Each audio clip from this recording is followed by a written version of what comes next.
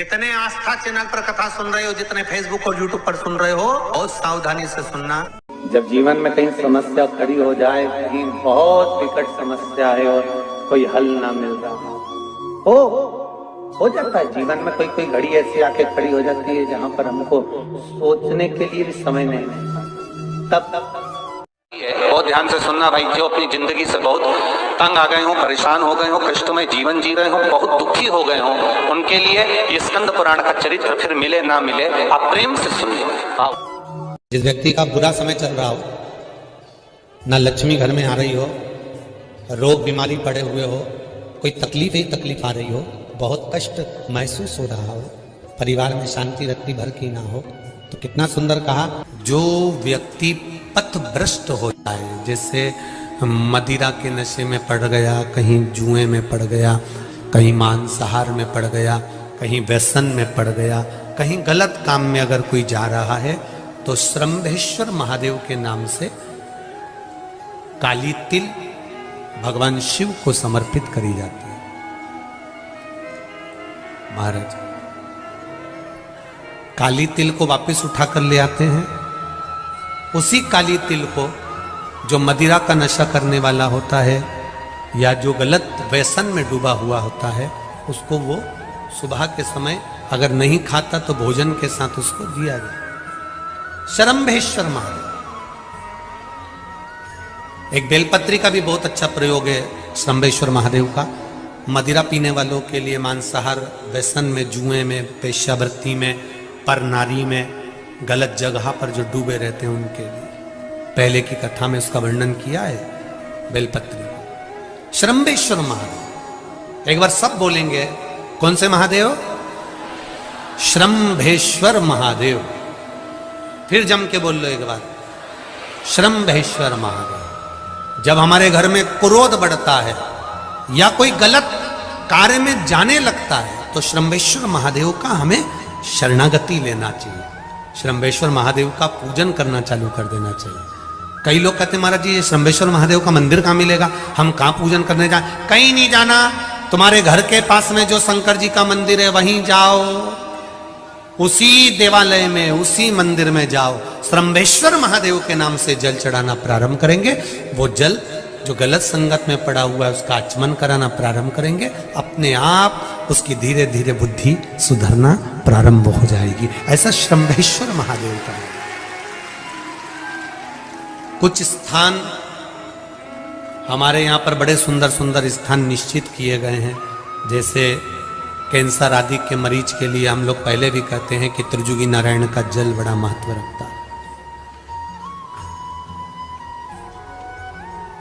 जिसका शरीर या जिसको एक पत्र आया है कि किसी को मिर्गी का झटका आना चालू हो गया था।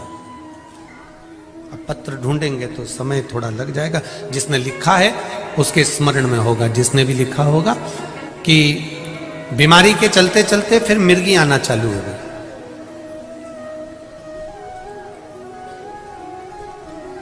जिसने भी लिखा है वो दोनों हाथ एक बार हिला देना, जिसके लिए भी लिखा हुआ वो इतना ध्यान नहीं आ रहा। तो उनको मिर्गी का झटका आना प्रारंभ हुआ।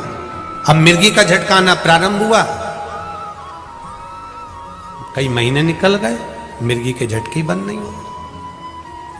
तब उन्होंने पत्र में लिखा है कि श्रंभेश्वर महादेव का आपने जो वर्णन करा था 31 बेलपत्र वाला, गुरुजी हमने वो 31 बेलपत्र वाला प्रयोग करना प्रारंभ करा, और उन्होंने पत्र में लिखा है कि मिर्गी के झटके भी बाबा की कृपा से ठीक हो गए हैं, अब कोई झटके उनको आ नहीं। श्रंभेश्वर महादेव का जो वर्णन है, श्रंभेश्वर महादेव का जो गुणगान है, ये कोई साधारण नहीं है। शिव महापुराण में भागवत के प्रहलाद चरित्र को लाकर रखा गया है केवल श्रंभेश्वर महादेव के प्रागट्य के लिए। ऐसा श्रंभेश्वर महादेव का गुण। एक बार फिर आप लोग भूल ना जाओ, उसके लिए एक बार फिर से बोल लो, कौन से महादेव? श्रंभेश्वर महादेव। ये श्रंभेश्वर महादेव जैसे कुंद कैश्वर महादेव, कुंदकेश्वर महादेव का क्या काम है? माता पार्वती ने विदल उत्पल को मारने के लिए जो कुंदुक फेंका था, वो कुंदुक भगवान शंकर के पांव में जाकर गिरा था, तो शिव जी का नाम कुंदकेश्वर हो गया था। जब हमारे यहाँ कोई दवाई नहीं लगती शरीर में, कोई कैंसर जैसा रोग हो गया, किडनी लीवर का रोग हो गया, या बीपी शुगर का रोग हो गया, शुगर लेवल में नहीं आ रही है, तो आप शंकर जी पे से जो बेलपत्र ला रहे हो कुंदकेश्वर महादेव के नाम से लाओ। दवाई खाओ, डॉक्टर को दिखाओ, सारी जांचें कराओ, डॉक्टर के अनुसार चलो, डॉक्टर जैसा बताए वैसा करो, पर उस दवाई को भी शिव जी से कहकर कि बाबा कुंदकेश्वर महादेव का नाम लेकर उस दवाई को भी हम कुंदकेश्वर महादेव का प्रसाद समझकर पाना प्रारंभ करो, धीरे धीरे आराम लगना प्रारंभ होगा।